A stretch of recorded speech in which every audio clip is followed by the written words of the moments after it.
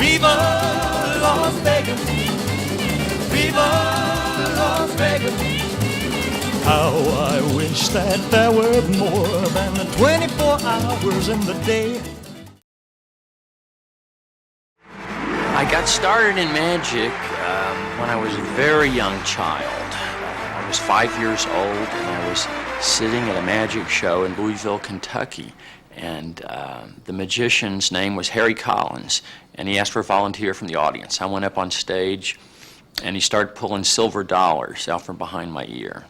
And that was the trick that got me started in magic. I didn't understand that it was a sleight of hand trick. I thought it was real magic. I thought I really had money hidden behind my ears. And I sort of somehow thought that that would be a good way to make a living. You would never be broke if you knew how to do this. Now, folks, keep your eye on the beautiful and talented Stephanie. Nobody in my family was in show business. They all had honest jobs. But they didn't discourage me from being a magician. They were very supportive. My mom and dad really thought it was great that I had a hobby, and it kept me out of trouble. My mom always said she never had to worry about me when I was growing up because she knew exactly where I was all the time. I was in the basement practicing my magic tricks.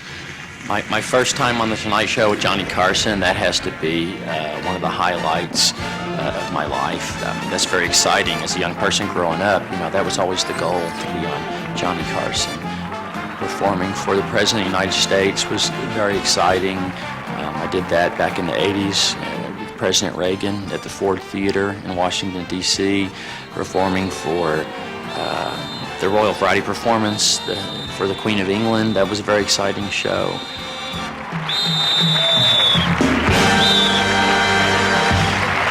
I have a lot of influences in the world of magic.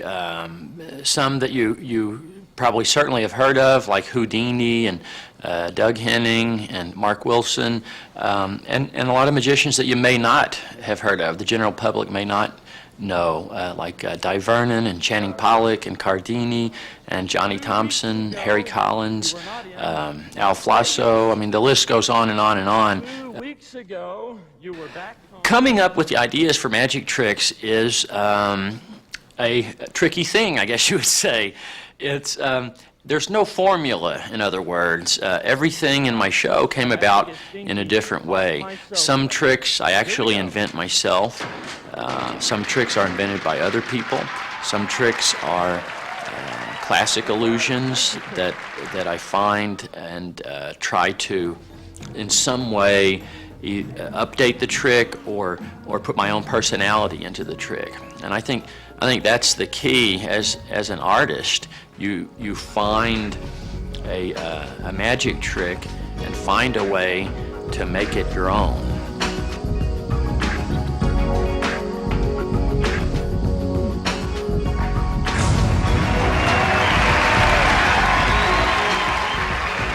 How long does it take to get a magic trick from the conception to its on stage? Now that's an interesting question, and the answer is it takes as long as it takes.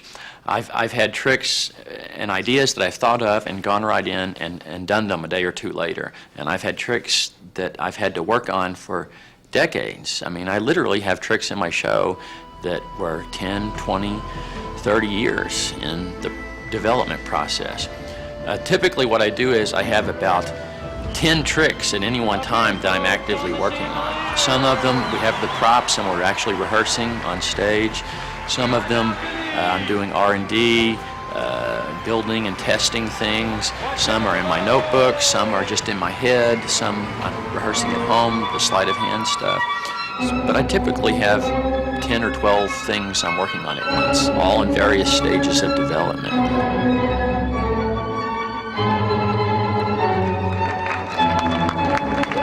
See, when I was a kid, I was reading the books in the library about magic tricks, and I finished all those, and I started reading the book on the history of magic.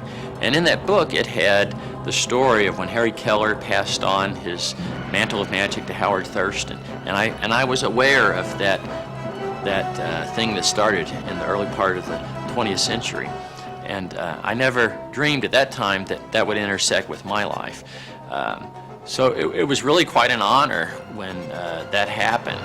It went from Harry Keller to Howard Thurston to Dante to Lee Grable, and then Lee Grable, I met him a few years ago, and he said, "I want to name you as my successor." And he did, and he gave me his entire show. He gave me a whole big semi-truck that contained his entire show. And it's, in fact, some of those things in his show, and some of the ideas in there, I'm using in my show now.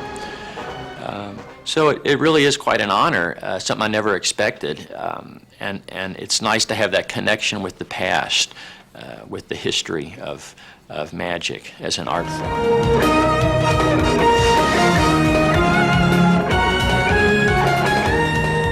When people come to see my show, what I want for them is, I want them to experience what I experienced when I was 5 years old. When Harry Collins pulled that silver dollar out from behind my ear, I was just awestruck. I can't tell you how that affected my life.